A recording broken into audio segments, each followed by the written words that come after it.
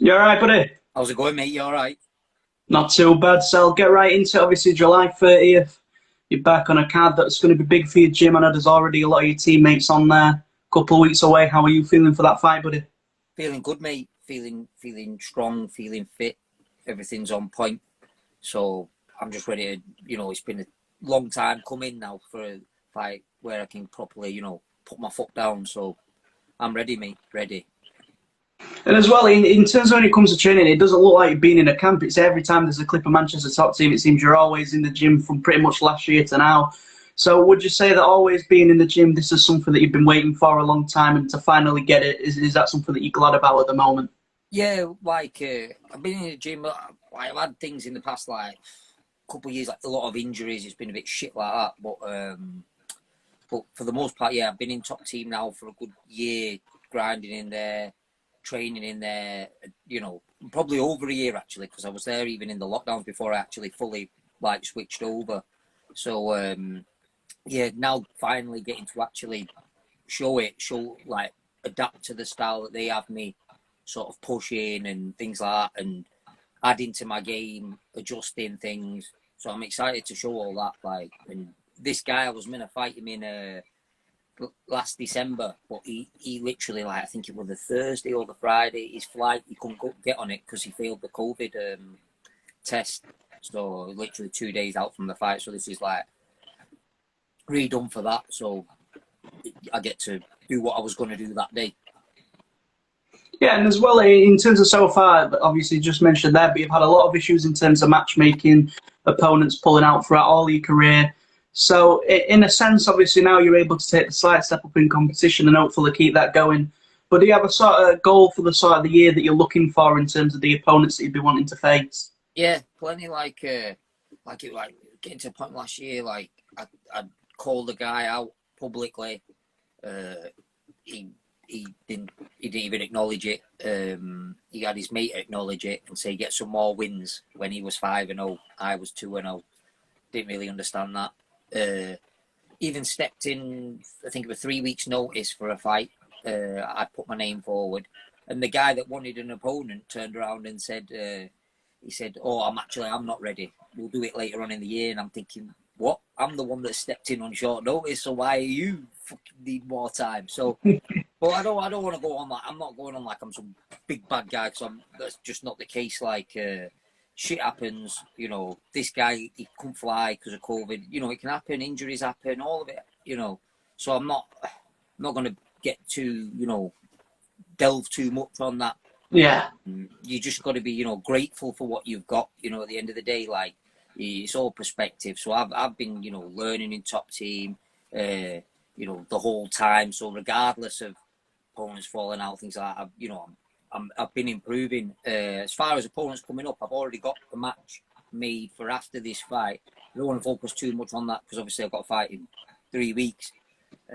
Hopefully, run through this guy, and then I'm ready for then the next fight, which should be at the start of September.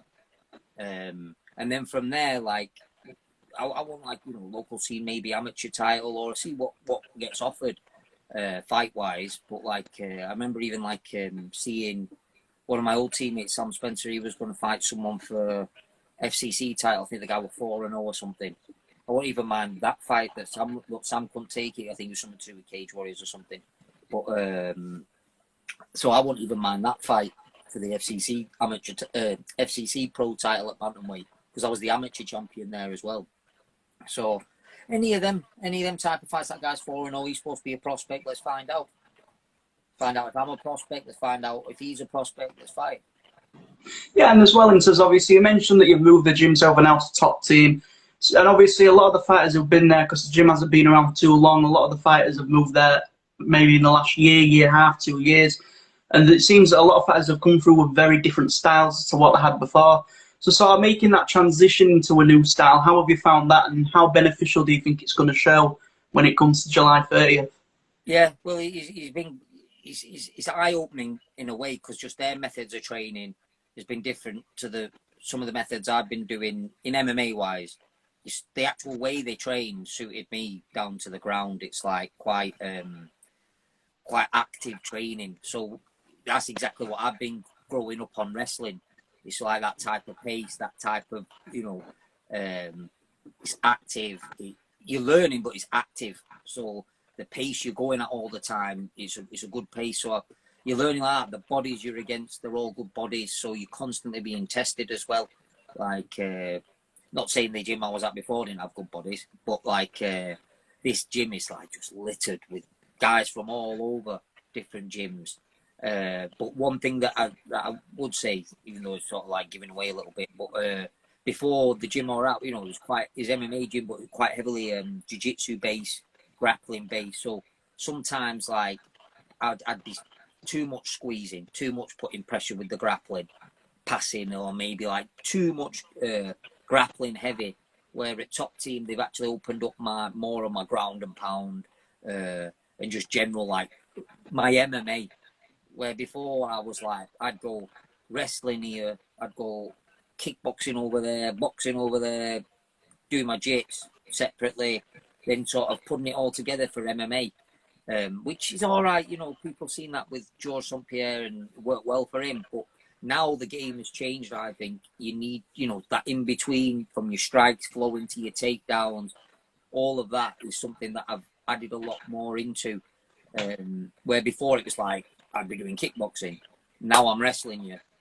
Now I'm grappling. It didn't have that flow, ground and pound to transitions, strikes to takedowns, mat returns, and striking all the way through. So doing a lot more MMA now is completely opened up my game, and I'm excited to show not even just in this fight, like years to come, what my whole game's going to look like. Yeah, and as well, when you mentioned there, obviously the gym that you're training at and the people that is there, it seems from those sort of flyweights all the way up until featherweights, especially in there, there's a lot of good partners to train with, and then people obviously traveling down to the gym. So training alongside those sort of people that are all in different sort of journeys, some of them are already near the UFC, in the UFC, or they're still amateurs. So to just be around that sort of environment every time that you're training, seeing different sort of, even fight cultures, sort of different people, what has that also been like for your training as well? Yeah, it's great, you know, because you see what other people do. Like, you might see a guy he's fighting on a good show and you're like, wow, this guy fights on that show, let's see what he's like. And he might not be much different to some of the amateurs you're training with that are really good. But the overall thing in there, everyone coming through the doors, regardless if you're coming from another gym, if you're from Top Team, because you get so many bodies coming through, they're all like got a similar goal. Everyone wants to be the top fighter. There ain't really many people coming through them doors. I just thought, I'm just doing this just for a fuck about. It's not that sort of place. So you get in the feel of top guys, and as well, like even like you'd be surprised some of these amateurs in a gym, they're as good as pros. Like, and as well, just to test yourself when you've got guys coming from other gyms and supposed to be good gyms and they're fighting on good shows, you get to test yourself, so you find out really like where you are. Where when I first actually came to Top Team, that was really good to start to test myself against other guys that are supposed to be good from this gym, or he might have even come from a different sort of style in that gym and they approach it differently, and you're exchanging sort of like philosophies of training and competing. So yeah, it's great because you just, and with that, with guys coming in that you don't know them, or you're getting a different guy here and there, you're constantly like, it's a different sort of feel. It's not like, oh, we're mates, touch gloves, and you're just having a bit of a play around. It's tested. It's a bit like a fight because you're trying to figure each other out. Yeah, and then in terms of, would you also say, obviously, with the amount of people that are going down there, you're not having to really travel around to find different bodies. Would you say that that's also been a huge benefit as well? Because I know some fighters having to travel around to this gym, that gym, and get a bit all over the place. But knowing that you just have the one place, it's all you need, and you can make the steady improvements. Has that also been a slight change, or was that what you were doing before you went to Top Team as well? Yeah, well, that is one thing that I'd say about Top Team that's been great for me. Because before, like I said, I was going all over the I was going like academy doing wrestling, then I was going to like Stockport doing Thai boxing, and I live towards Blackburn. I live like Rosendale, so I'm travelling all the way to Stockport, all the way to all the way to either like the Y Club in Castlefield or the Academy. And then I was going to Predators in the centre of town as well. So it was just, I was going all over. Where as soon as I come in top team, it was like with the bodies, with the programme and the method of training, I was happy in that one place. That one place had basically everything I needed for me to grow. Yeah, and then as well, in terms of coming into this fight July 30th, I know you've been booked to face this opponent before, but obviously with COVID issues you weren't able to, and then you've got a fight after this, but I know you won't be overlooking your opponent at all. But in terms of knowing that it could just be 2 fights time, you could start be fighting for titles and then sort of taking that next big step, is that something that you're looking at and being quite excited for, or are you just staying focused on what's directly in front of you? No, yeah, I'm excited for it, mate. Like this what I wanted. I wanted fights like them 3, like just like it wasn't worth my time, really. But when you're getting fighters pulling out the week of, days before, sort of in shit, like you've worked your ass off, you pushed through injuries, like really serious injuries. You've done all your tickets, you're prepared, you've cut your weight, and then the other guy's either he's not turned up, or he's injured, or he's ill, or something. And you're like, what do I do? So you don't even want to be there for them guys, to be honest. Like you're sort of there, and you're like, let's get this done. Let's get this guy gone. Where these fights, this is what you start like living for, like the fights where you're going to be under pressure. You're going to have to dig deep. That's what I want. Like when I was at amateur fighting for some of the titles at amateur, that feeling when you've got to really dig and you're feeling like you're sick and you're just getting battered and everything. That's the feelings you need. It makes you battle hardened. And so I'm excited what these next 2 fights will bring. And then the fight after that, I want one of the other prospects or something, or we'll see how it goes. Like we'll just generally see what the fights get put forward are. Like if Cage Warriors or something, or a Bellator, or any of them, like your Braves, your Venators, a lot of them. If they come with decent fights, I'll take them fights. Yeah, and as well, and then just finally from me, since July 30th, obviously VIDA, just if you want to let people know what they can expect to see from the fight, and then just tickets as well, should they be wanting to come to the event also. Yeah, like tickets, should pick up tickets any day now. So anyone wanting tickets, you've got my Instagram, Darius Mafi MMA. I'm sure there'll be a link for a pay-per-view as well for people that want to watch online that can't make it. So what was the other part of the question? And then as well, just any sort of shouts that you want to do to teammates, sponsors, anything like that as well? Like for the fight as well, like for me, I'm coming forward. I come forward, big shots, big slams, big ground and pound, aggressive.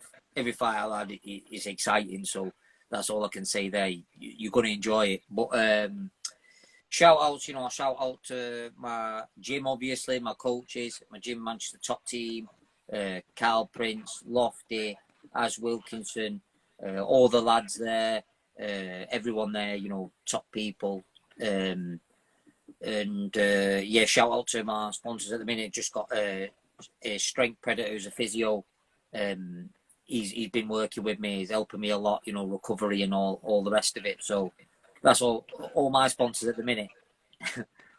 Yeah, well, there we go. That is everything from me. So I do appreciate your time. Obviously, July 30th should be a great show. Look forward to seeing you there. Thank you very much for your time, buddy.